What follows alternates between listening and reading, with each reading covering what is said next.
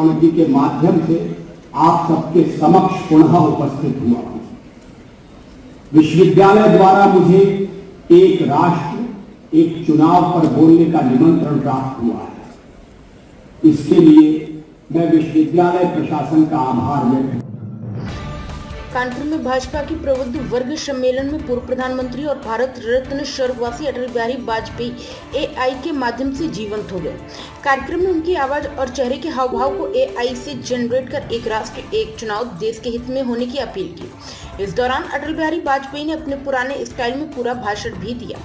AI द्वारा बनाए गए वीडियो में उन्होंने कहा कि मैं इस सशक्त संदेश के माध्यम से पुनः आप लोगों के सामने उपस्थित हूँ।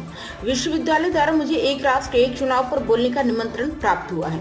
इसके बाद उन्होंने पूरा संदेश दिया। करीब 3 मिनट तक उन्होंने संदेश दिया। बता दें कि एक राष्ट्र एक चुनाव को लेकर भाजपा की ओर से शुरू की गई मुहिम को आगे बढ़ाने के लिए पार्टी राष्ट्रीय अध्यक्ष महामंत्री सुनील बंसल कानपुर पहुंचे। वह CSJM यूनिवर्सिटी में आयोजित होने वाले प्रबुद्ध वर्ग सम्मेलन में भाग लेंगे।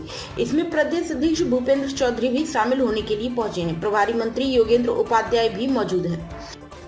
संयोजक अरुण पाठक जी, मंच के सामने उपस्थित हमारे सांसद रमेश अवस्थी जी, सलील जी, अनूप जी, प्रकाश पाल जी, हमारे सुरेंद्र मैथानी जी, सभी विधायकगण, सभी वरिष्ठ कार्यकर्ता, इस विश्वविद्यालय के छात्र भाई और बहनों,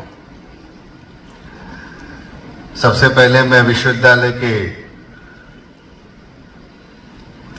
आज के इस कार्यक्रम के आयोजकों को अपनी ओर से धन्यवाद देता हूं कि देश में एक ऐसे विषय पर, जो एक ज्वलंत विषय है, ऐसे विषय पर आपने विश्वविद्यालय के छात्रों के सामने चर्चा करने का अवसर मुझे दिया। उसमें छात्रों की, युवाओं की बहुत बड़ी भूमिका होती है।